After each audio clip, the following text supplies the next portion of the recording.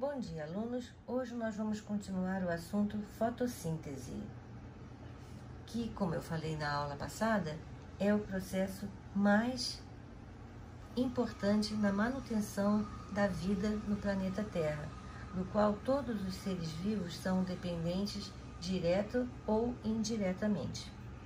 Então, nós terminamos a aula passada fazendo uma pergunta: qual era o destino dos produtos da fotossíntese? E é assim que nós vamos começar a aula de hoje, dizendo qual é o destino dos produtos da fotossíntese. Bem, o PGAL, formado no ciclo das pentoses, pode pegar dois caminhos. A maior parte sai do cloroplasto para o citossol, onde as moléculas se unem para formar sacarose. Moléculas de PGAL que permanecem nos cloroplastos são convertidos em amido e são armazenadas. E aí, o que acontece? À noite, o amido é transformado em sacarose e sai para o citossol, onde vai para os demais para as demais partes da célula, da planta, desculpe. A outra parte dos glicídios produzidos na fotossíntese é usada imediatamente nas mitocôndrias, no processo de respiração celular.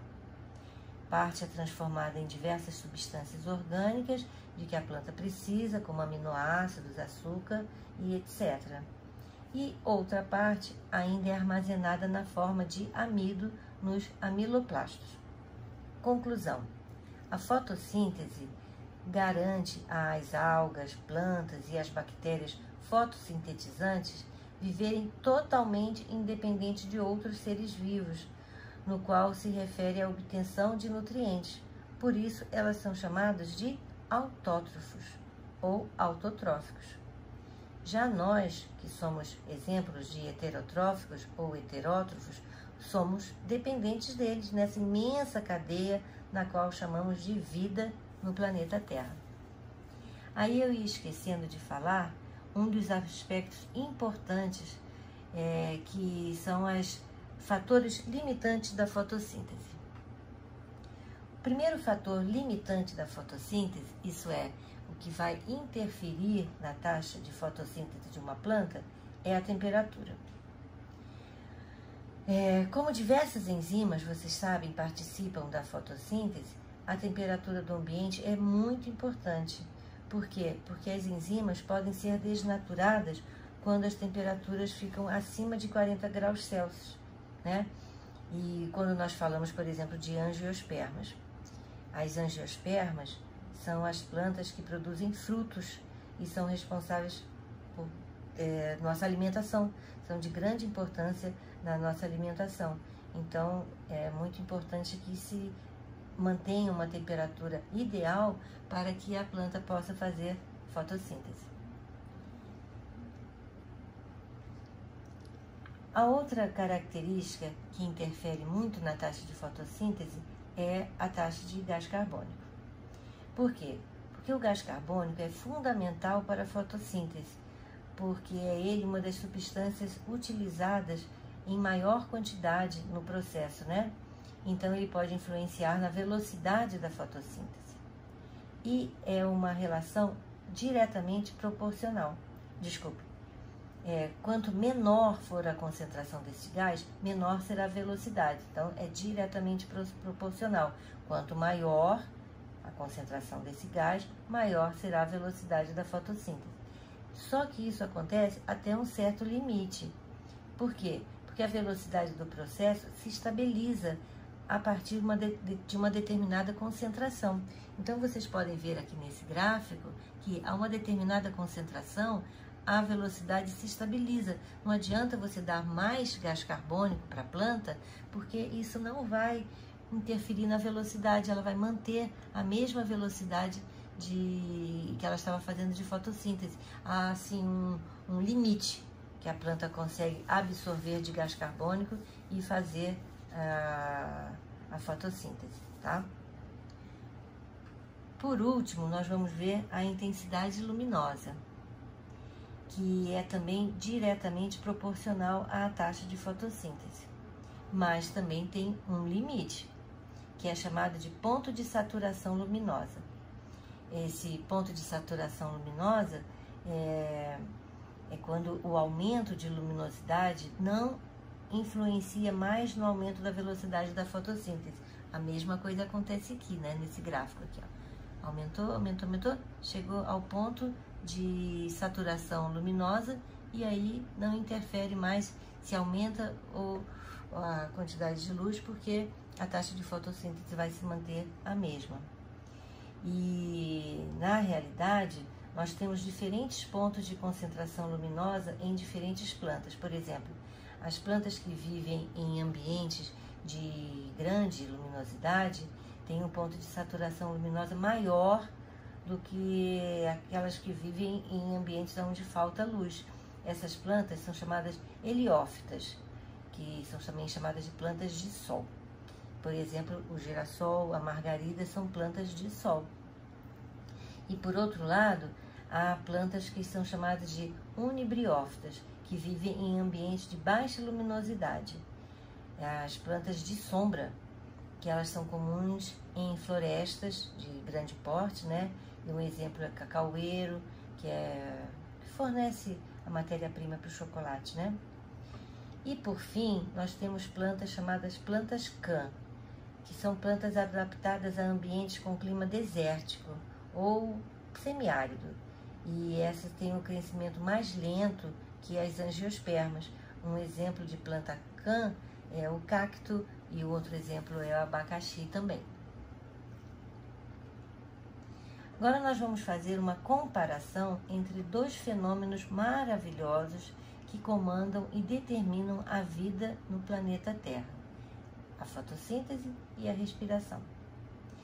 Se você analisar as equações que resumem esses dois processos, você vai perceber que elas são exatamente ao contrário. Isso é, enquanto na fotossíntese precisamos de gás carbônico e água, e são produzidos glicose e oxigênio, na fotossíntese, na respiração precisamos de glicose e oxigênio para que haja produção de gás carbônico e água. Então elas são exatamente ao contrário. A equação da respiração celular, que acontece nas mitocôndrias, e a equação da fotossíntese, que vai acontecer nos cloroplastos. A gente pode dizer então que respiração e fotossíntese são processos complementares, porque os produtos da respiração celular, o gás carbônico e a água, são consumidos na fotossíntese e vice-versa. Isso é, os produtos da fotossíntese, oxigênio e glicose, são consumidos na respiração. Todos os seres aeróbicos, isso é, que obtêm energia através da respiração celular aeróbica, isso é, com o uso de oxigênio, precisam do oxigênio. Até os fotossintetizantes, que são as plantas, as algas e alguns seres procariontes, precisam de oxigênio, porque também fazem respiração. Muitas pessoas pensam erroneamente que as plantas, por exemplo, não respiram, só fazem fotossíntese, mas isso é um absurdo. Assim como nós, elas também respiram, só que não têm pulmões, né? Lógico. E isso faz com que muita gente pense que a fotossíntese é um tipo de respiração dos vegetais. Lógico que esse não é o caso de vocês, certo? Vocês já sabem que isso é um absurdo. Então, vamos fazer aqui uma revisão de tudo que nós já falamos sobre metabolismo energético. Então, na fotossíntese, as plantas transformam o gás carbônico e a água em gás oxigênio e glicídios na presença de luz. Então, a fotossíntese é fundamental para a reposição das moléculas orgânicas a partir de substâncias inorgânicas. A fotossíntese é a transformação da energia luminosa em energia química. A glicose, que é produzida na fotossíntese, vai servir de alimento para os seres heterótrofos ou heterotróficos, tanto faz. Lembrando que os seres heterótrofos são incapazes de sintetizar o próprio alimento, como, por exemplo, nós, os seres humanos, né? Então, nós dependemos, direto ou indiretamente, todos os seres vivos, da luz solar para viver. A fotossíntese tem duas etapas: a fotoquímica, também chamada de etapa luminosa, e a química, que é também conhecido como a fase escura ou etapa escura, tanto faz. A etapa fotoquímica depende da luz e a etapa química não depende diretamente da luz. Então vamos falar sobre a etapa fotoquímica, que é importante você saber que ocorre nas lamelas e nos grana dos cloroplastos. Lembrando, né? Os plastos, né? Os cloroplastos são orgânulos citoplasmáticos ou organelas citoplasmáticas presentes nas células vegetais, nas algas e totalmente ausente nas células animais, tá? A clorofila absorve a energia luminosa. A clorofila, ao ser excitada pela luz, tem seus elétrons energizados, que pulam para fora da clorofila. E ao passarem por aceptores, os elétrons liberam energia que a célula utiliza na produção de ATP. Como? Ligando o ADP a um grupo fosfato inorgânico. Outra coisa, ao liberar energia, os elétrons retornam para a clorofila. Esse fenômeno se chama fotofosforilação cíclica. E se não retornarem? E se forem incorporados a outra substância? Aí nós vamos falar em fotofosforilação acíclica, que é, na etapa fotoquímica, ocorre a fotólise da água, também conhecida como reação de Rio. Nessa reação, as moléculas de água são decompostas por ação da luz, gerando elétrons para a recomposição da clorofila. Na fotofosforilação acíclica, prótons H+, que se associam a elétrons ricos em energia, se ligam ao aceptor, um NADP+. Todo o oxigênio liberado na fotossíntese provém da água. Isso é muito importante. Então, resumindo, a etapa química, que é independente da luz, ocorre no estoma dos cloroplastos. O NADPH2 reduz gás carbônico a carboidratos. O carbono entra na etapa química como gás carbônico no ciclo de Calvin. Agora vamos fazer uma revisão da respiração. Então, a luz ela é captada pelos seres autótrofos na fotossíntese e é transformada em energia química, que eu já falei, né? Na respiração celular aeróbica, que é o que nos interessa, nós temos vamos encontrar dois tipos de seres: os autótrofos, que são capazes de produzir o seu próprio alimento, e os heterótrofos, que são aqueles, como por exemplo nós, que não conseguimos produzir o nosso próprio alimento, dependemos de outros seres, que são os autótrofos. Moléculas orgânicas são degradadas e liberam energia sob a forma de ATP. Isso acontece em 3 etapas: a glicólise, que ocorre no citossol, o ciclo de Krebs, que ocorre na matriz mitocondrial, e a cadeia respiratória, que acontece nas cristas mitocondriais. Em resumo, a respiração é catabólica.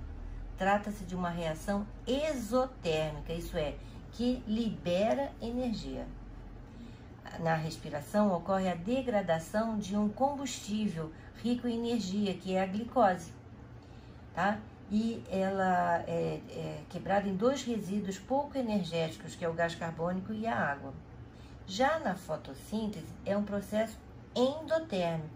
Por quê? Porque absorve energia.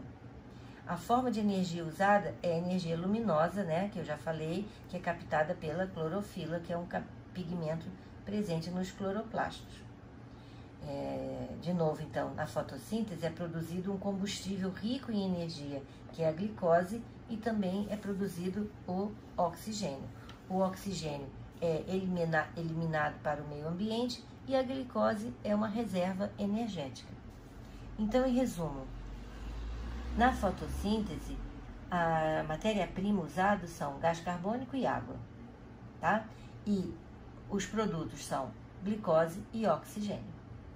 Agora vamos fazer uma revisão sobre fermentação.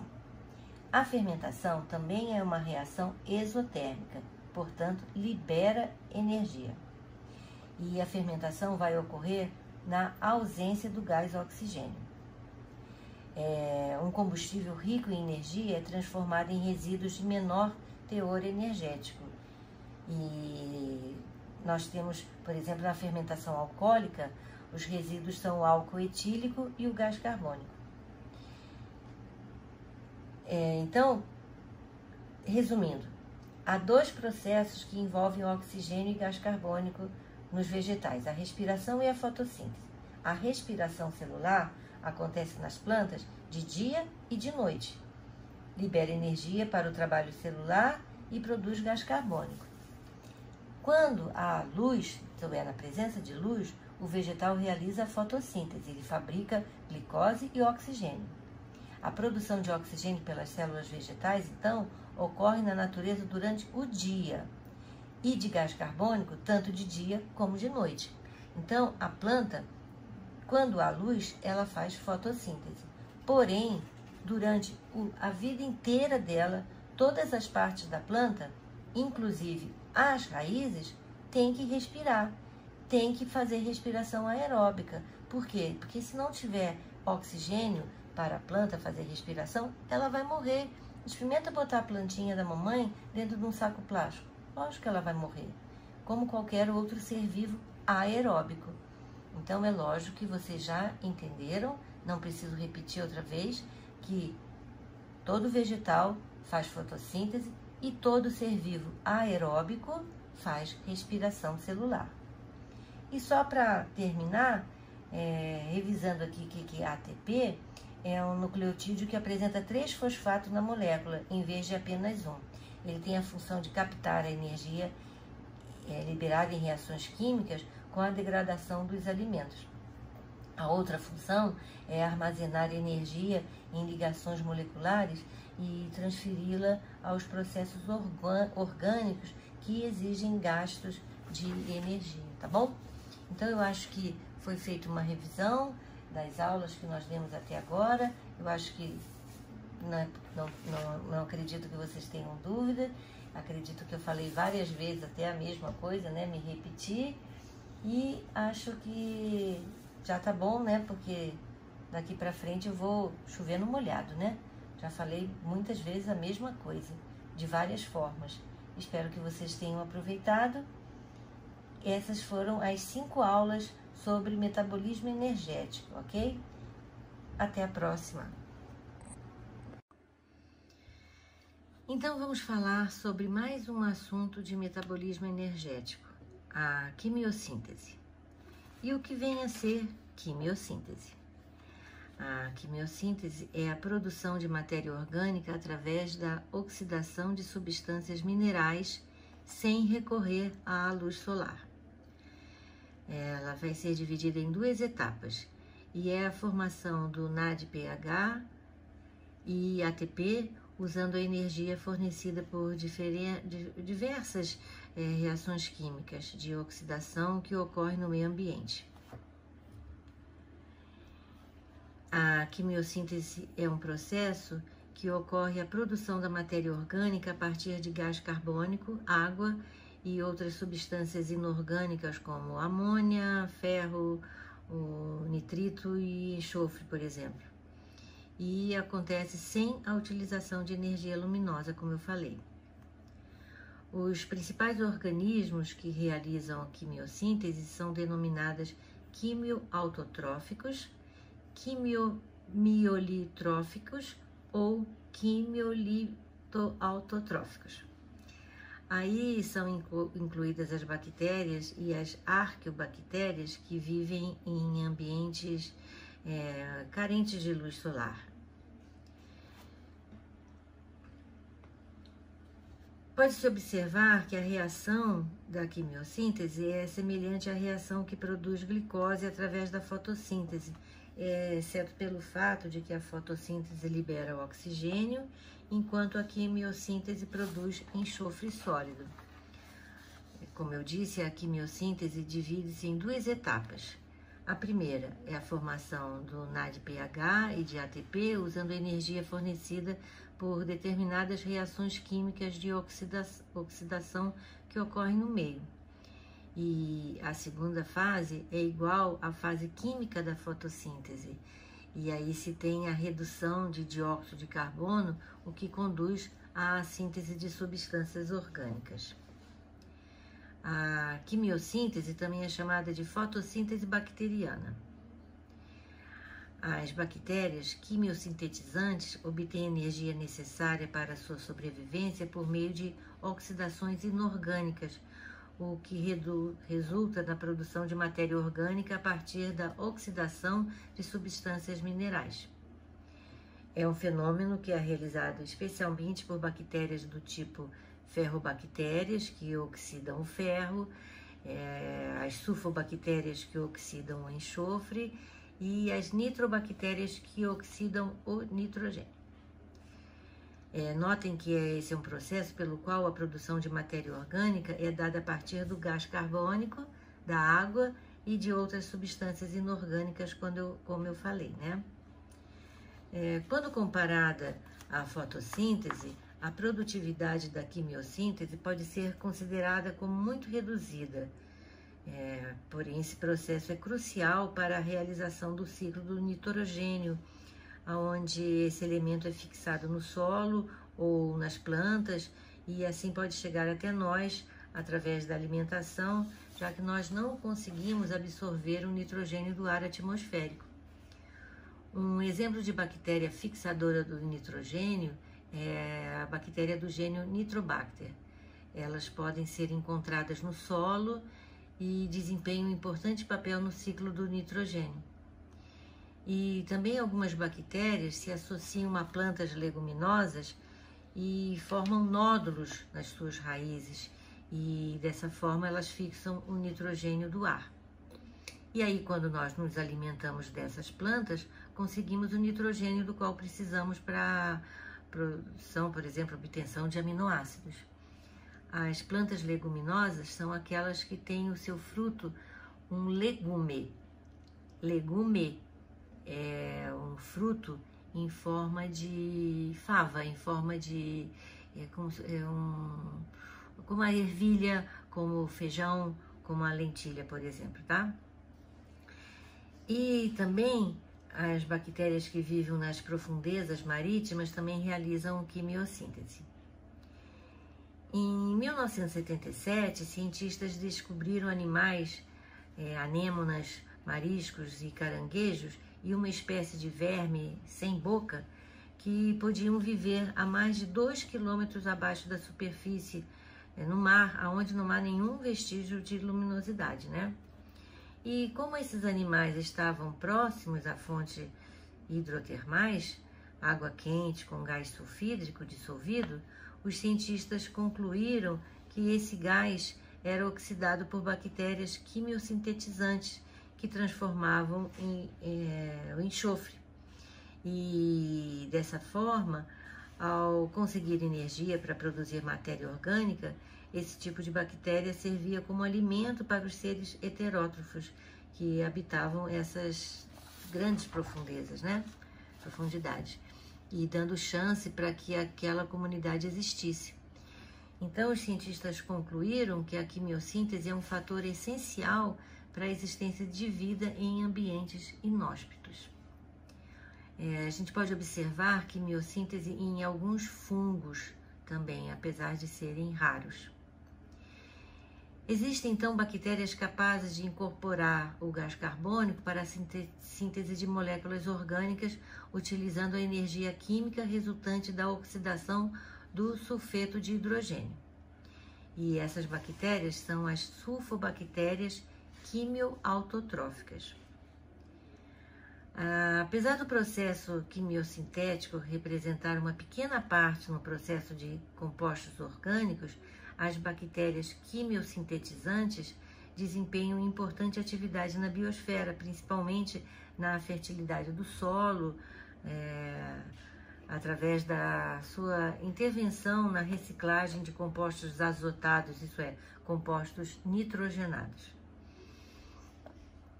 Vale ressaltar também que, por retirarem o gás carbônico do ambiente e o incorporarem como reagentes na quimiossíntese, essas bactérias têm sido usadas em pesquisas avançadas para tentar despoluir o ar, e é uma aposta muito promissora.